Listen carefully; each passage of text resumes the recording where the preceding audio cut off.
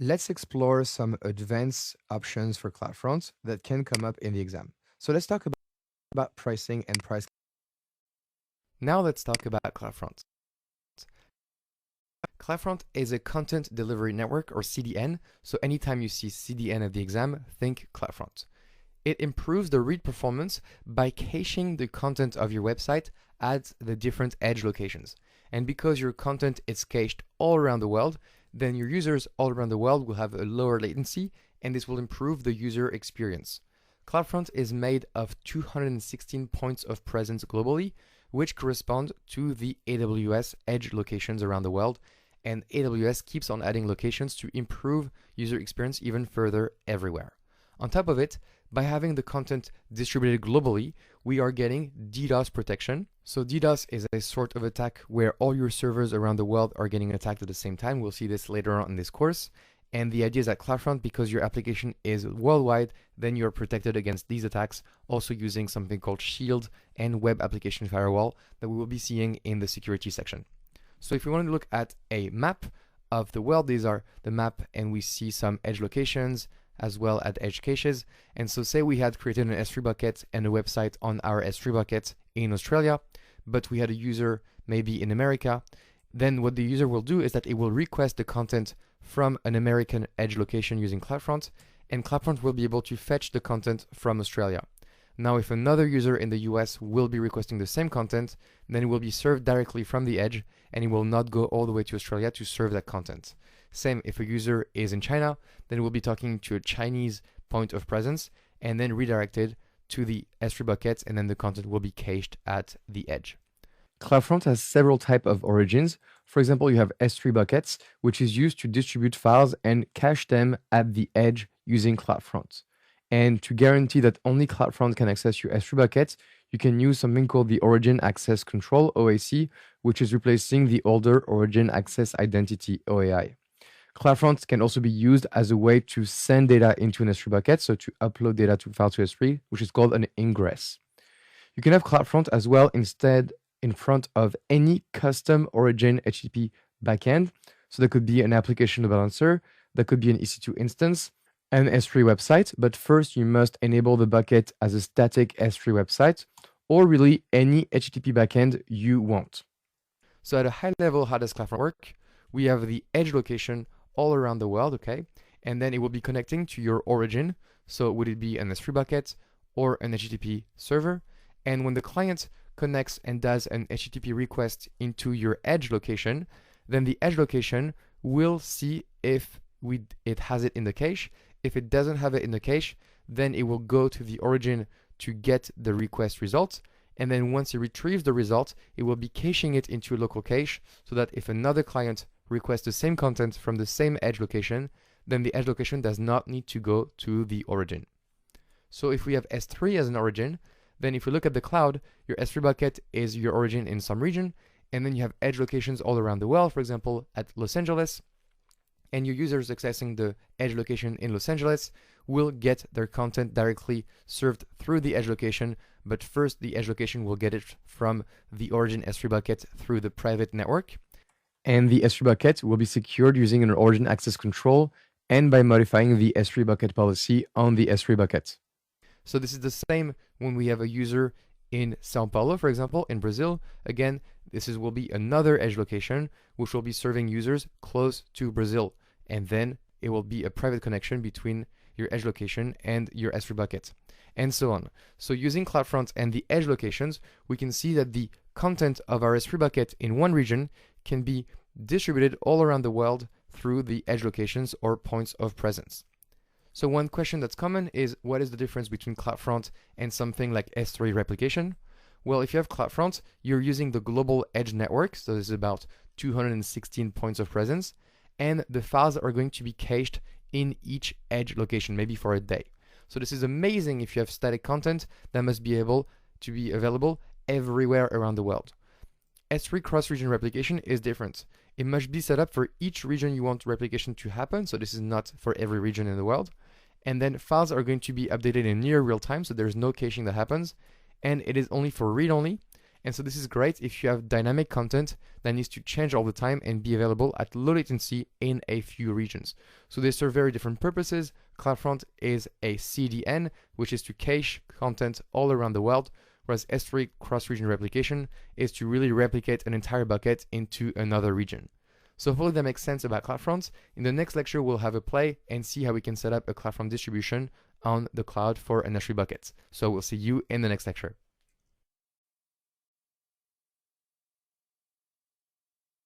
So let's go and practice using CloudFront, but first we have to create an S3 bucket to hold our files for our distribution. So let's create a bucket, and I'll call this one demo CloudFront Stefan v4. And I will scroll down, leave everything as the default, and click on Create Bucket. Okay, so my bucket is now created, and I'm going to upload some files in it. So let me add files, and I will choose my 3 files, beach, coffee, and index.html. So let's upload them. And now they've been uploaded. So if I go in my bucket, we can see all of them. And as a reminder, if I go on index.html, I have 2 ways of opening it. The first one is to use the object URL, but if I try it, I get an access denied because my object is not public. And if I go and click on open here, this generates a pre-signed, so let's allow pop-ups. This generates a pre-signed URL for my S3 object, which allows me to access the object. So I see I love coffee and hello world, but I still don't see the image because the image itself is not public. So let's see how we can instead use CloudFront to make these files accessible without making them public. So let's open up the CloudFront console. And as you can see on the top right corner, it is a global service because, well, CloudFront is a global distribution. So there's no region selection. We next have to choose an origin domain. So as you can see, I get my Amazon S3 buckets or my Elastic Load Balancer or whatever. So if I choose my bucket, I could choose my demo CloudFront bucket, clicking on here. But here you can enter really any domain name you want, including custom HTTP origins. This is fine. So then the origin access, how do you access the identity? Well, because this is Amazon S3, we have multiple ways. We have public, which is that the bucket itself must be public, but this is not the case for us. Then we have origin access control, which is OAC. That's the recommended way. We'll be using it. And here it was OAI. It was the previous way of doing it. But now we're going to use the new way called OAC, origin access control. So we need to create an origin access control. So to do so, let's click on create control setting. And it just gives us a name for it. So this is good. And let's click on create. So now this has been created, and we will have to update the S3 bucket policy so that CloudFront can access our S3 buckets. Because if you go right now in here and look at our bucket itself under permissions and scroll down, the bucket policy is currently empty, and so CloudFront will not be able to access it. So right now we'll leave it as is. I'm going to scroll down and skip many different settings. For WAF, we're going to just disable the security protections because we don't need them. And lastly, the one thing we have to do is the default root object is index.html. Okay, so everything looks good. Let's create our distribution. And our distribution can take some time to be created. As you can see here, the S3 bucket policy needs to be updated. So I can click on copy policy here, and there is a shortcut from here to go straight to your bucket policy settings page. So here we go, we have it. Now let's click on edit, and we're going to paste the policy we just printed. And by the way, if you somehow lose access to this policy, you can go under origins. Then in here in origins, you click on edit, you scroll down, and here you will find the policy statement to copy and paste here. So if we look at this bucket policy now, we allow the CloudFront service to do get object on any file in our bucket as long as the CloudFront distribution, so this is a condition, is the one we created. So this basically allows our distribution to access our S3 bucket. This is good. This was generated by AWS, so we don't need to do anything besides this. So the permissions are now correct. So back in CloudFront, let's cancel this. And we go to our distribution, and we have to wait until it becomes deployed. My CloudFront distribution is now ready, so I'm going to copy the domain name, open a new tab, and as you can see now, I get I love coffee, hello world, and my image. So you can go to /coffee.jpg, and of course this will work, and you can go to /beach.jpg, and this will work as well. But the cool thing about it is that now if I refresh this page, this is served actually from the CloudFront cache and not from the S3 bucket itself because, well, I requested the file once, so now they are automatically sent by CloudFront. As you can see, the loading is much quicker. And again, if I go to index.html, this is served from the cache.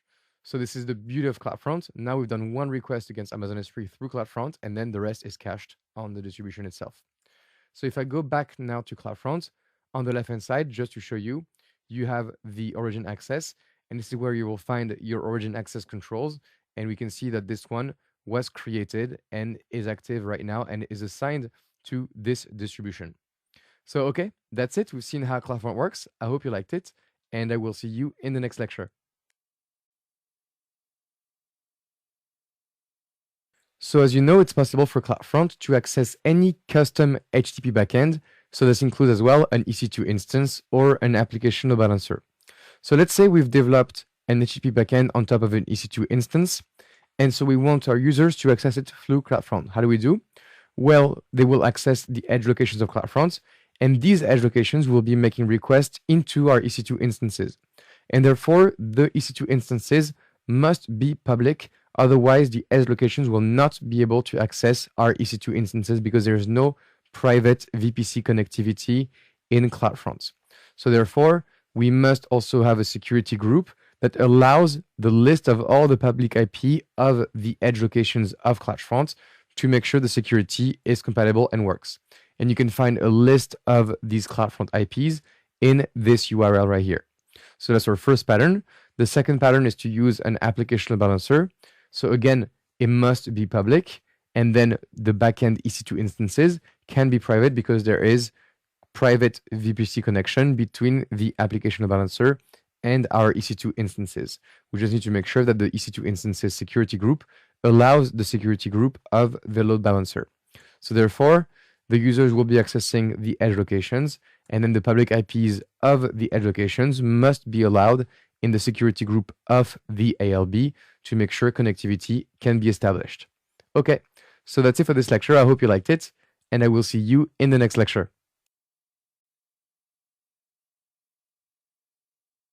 Just a short lecture around CloudFront geo-restriction. So you can restrict who can access your distribution based on the country where they try to access the distribution from. So you can set up an allow list to define a list of approved countries, or you can set up a block list to set up a list of banned countries. Now the country is determined by using a third-party geo-IP database to match the IP of the user to the country it belongs to. So the use case for using geo-restriction would be copyright laws to control access to content. So if we have a look in the geographic restriction in CloudFront, you can edit them, and you can set up an allow list or a block list, and then say, for example, that only people from United States and then India are allowed in my distribution, and else not. And then you save the changes. So that's it for this lecture. I hope you liked it, and I will see you in the next lecture. Classes.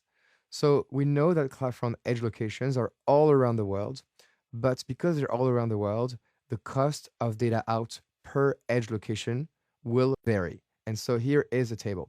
So as you can see, based on the continent or geographic region that the edge location is in, then you will have a different pricing. So if you look at this table, you don't need to know the numbers, but if you look at Mexico, United States, and Canada, the first 10 terabytes is going to cost $0.085 per gigabyte. But if you have the same edge location in India, it's going to be about twice the cost at $0.17 per gigabyte of data transferred, and so on. And the more data is transferred out of CloudFront, the lower the cost. So if you transfer over 5 petabytes of data out of CloudFront, you're only going to pay $0.02 out of the United States. Okay? So the idea is that from the left-hand side to the right-hand side, you have a higher cost, which brings us to the price classes.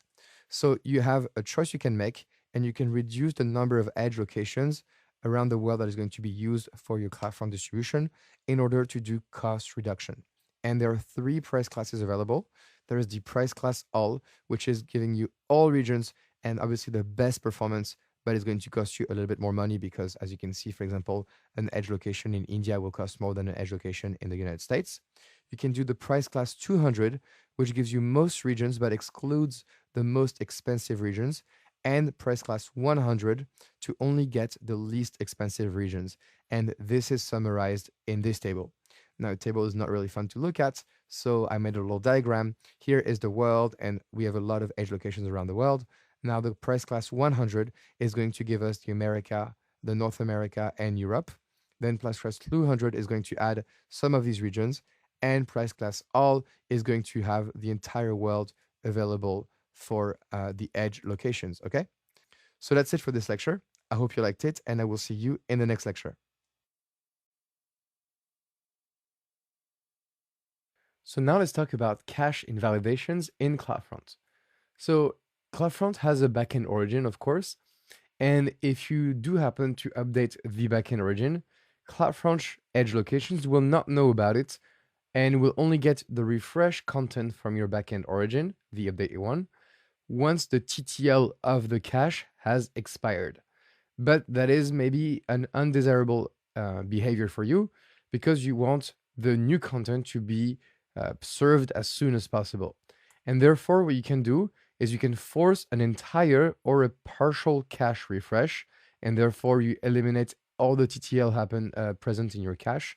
And to this, you need to perform what's called a CloudFront invalidation. So you need to pass in some file paths, so you can either invalidate all the files with a star or invalidate a special path, for example, /images/star. Okay, so how does that work? Well, say we have a CloudFront distribution, 2 edge locations. Each edge location has its own cache, which contains the index.html and the images directly from your origin, which is an S3 bucket. And it does happen that, for example, the TTL for these files are set to 1 day. So that means that in 1 day, the edge locations will refetch these files for the cache. Now, you as a user, you're an admin, you're going to update the files in the S3 bucket, you're going to add or change some images, and also change the index.html file. And you want these updates to be reflected as soon as possible to your users in CloudFront. Therefore, what you can do is that you're going to invalidate 2 paths. First is going to be the /index.html to invalidate a specific file, and then you're going to invalidate /images/star to remove all the images from the cache in your edge locations.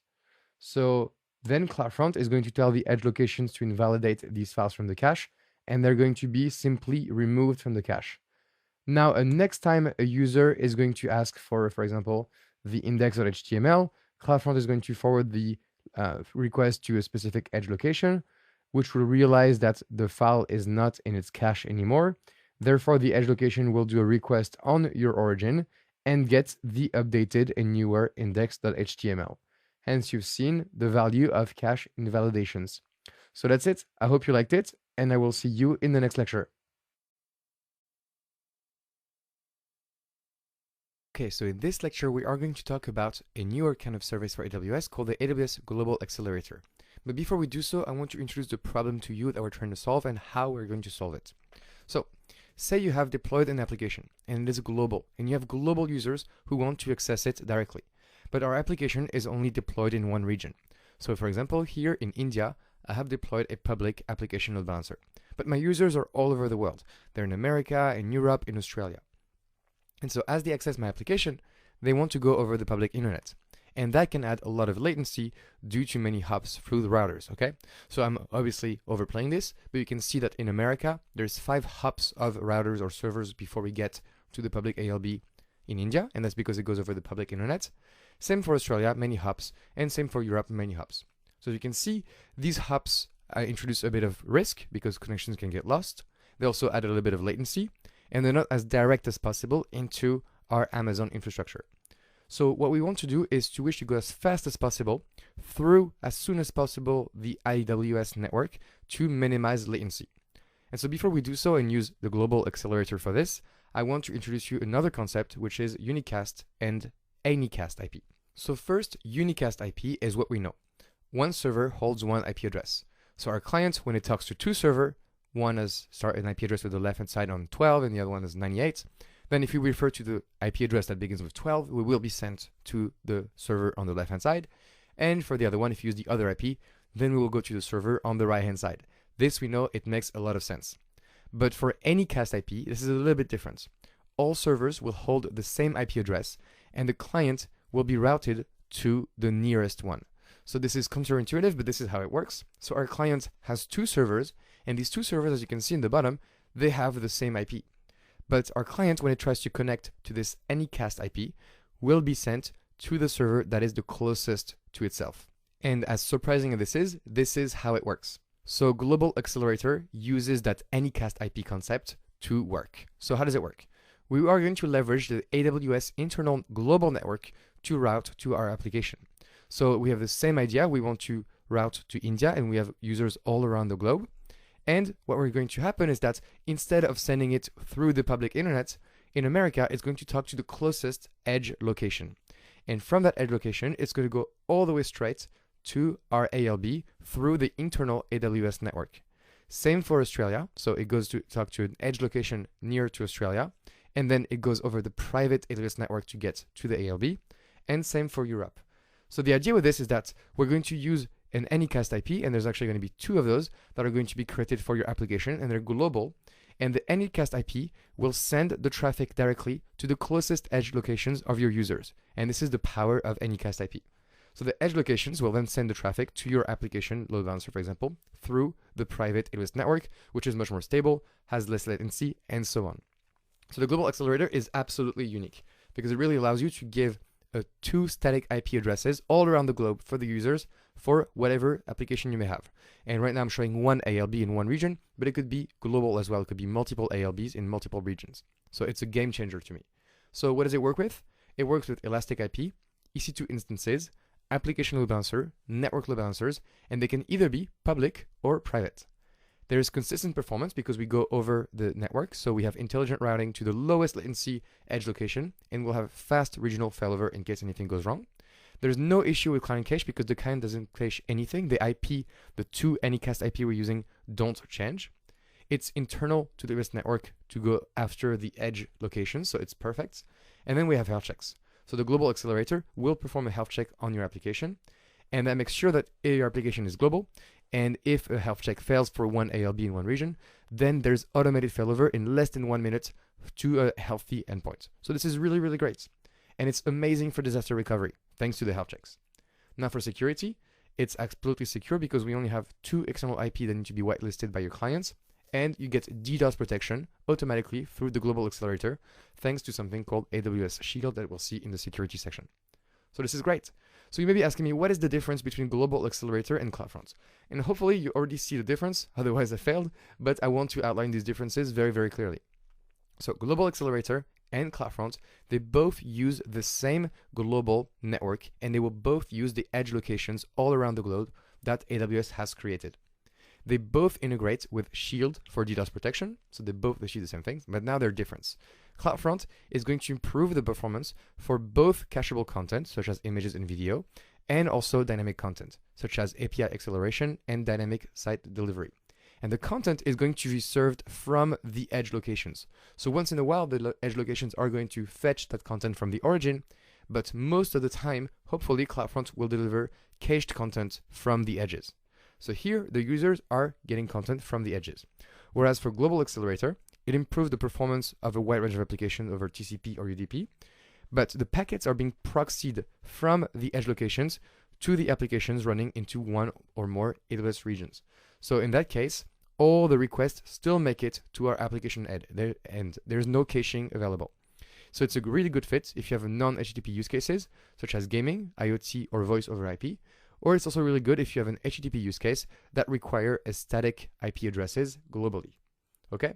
Or in case you need to have deterministic and fast regional failover. So Global Accelerator is a newer kind of service, and it will appear in your exam. I hope you like this lecture. I will see you in the next lecture for some hands-on.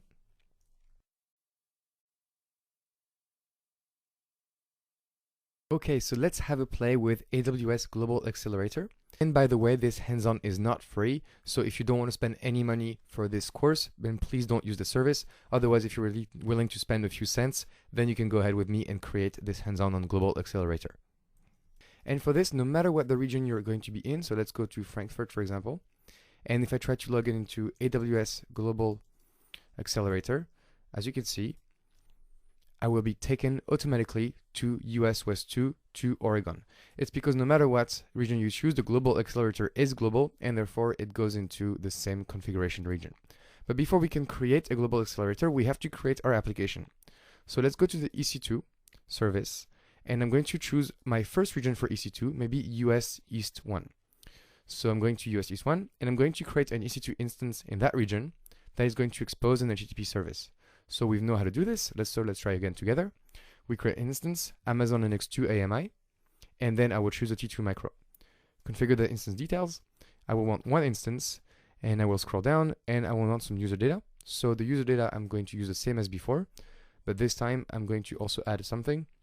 So hello world from hostname in US East 1. So I just added a little bit of text before the brackets, just so that we get some more information in the index.html file, so we know in which region we're in. So US East 1, perfect. Click on add storage, click on next add tags, security groups, and we are going to create a new security group, and it's going to be for HTTP from anywhere, so custom 000/0. This is perfect. And the name will be Global Accelerator Demo. Okay, review and launch our instance, and then you choose a key pair, or you don't even need to choose a key pair because we won't even log in into our instance, so we can proceed without a key pair and say, yes, I acknowledge I will not be able to connect to my instance to SSH into it, but this is fine because we don't want to SSH into our instance anyway. So this is our first instance that is in US East 1A, and while it's launching, I'm going to go to another region, for example, Mumbai, so Asia Pacific, AP South 1, and I open this in a new tab, and we have to repeat the entire same process. So I'm going to go to instances, launching an instance, and then I'm going to choose a T2 micro.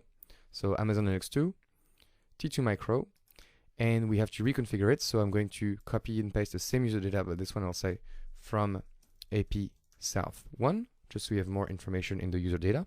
Click on add storage, add tags, security group, and we have to reconfigure a security group because security groups are scoped by a region.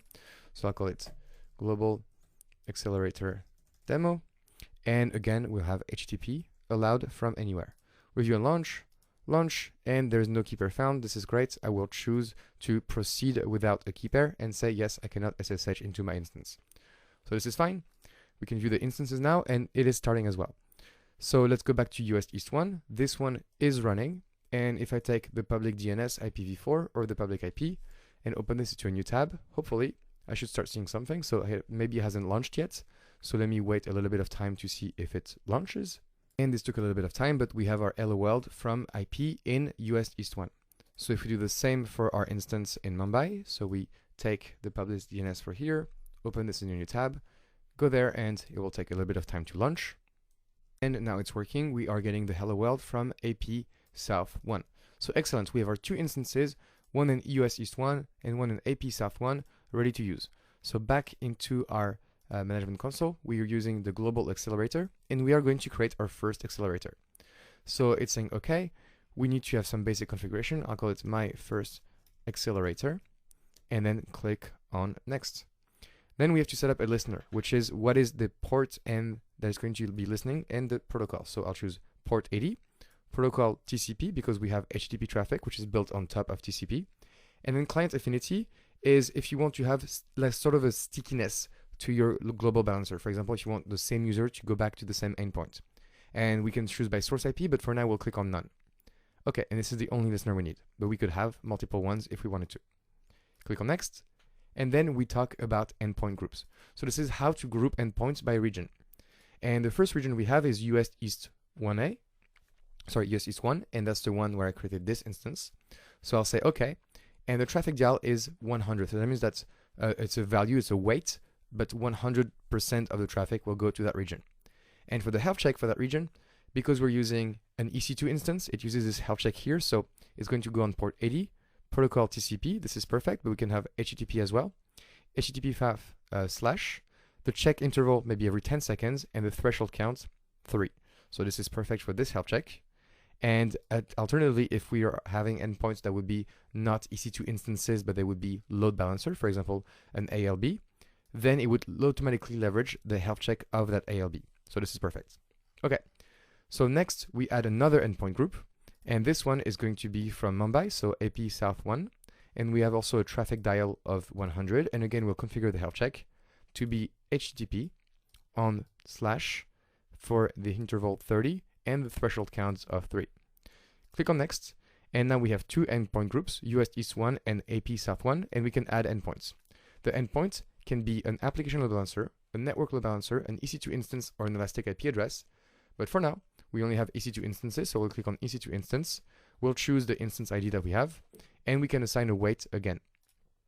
Okay, next we can go to AP South 1 and do the exact same thing, add an EC2 instance, and choose the EC2 instance to be this one, and same with some weight. We click on Create Accelerator, and voila, our first accelerator is being created. So my accelerator is now created, and the first thing we see is that we have two static IP addresses, these two, and they're going to be my global Anycast IP addresses to access my application. We also have an associated DNS name with it, and now our status is deployed. So if we go back to my accelerator and we look at it, we can see that we have one listener, and then if I go to the listener, we have two endpoint groups. We have this first endpoint group right here, and the health checks are still happening, and right now it says unhealthy. So it says the health status might take a few minutes to update with the correct status. So let's wait a little bit to see if that fixes itself. So this took a little bit of time, but now my instance is showing up as healthy for this one listener, and for the other endpoint group in AP South 1, it's going to show as healthy again. So this is perfect. So our accelerator is ready, it's healthy, and now we can go ahead and test it. So I'm testing it from Europe, and I go to this URL, and I am redirected to US East 1. That's because US East 1 is going to be for me the closest and fastest region. So if I keep on refreshing, I keep on going to US East 1. And so I can test if this is working for a global application, because I want to be able to go to the Mumbai region, for example. So say I'm going to change my location and I have a VPN, and I'm going to connect to a country. I'm going to connect to Indonesia. So Indonesia is going to be closer to India than America. So let's wait a second. I'm going to connect to Indonesia, and I am connected to Indonesia, and I'm going to try again to refresh this page. And now I get a response from AP South 1. So this is completely working. So if I refresh again, I connect to AP South 1. This is excellent. But now we can also test the health checks. So if I go to my region in AP South 1, and I'm going to change the security group to make the health checks fail.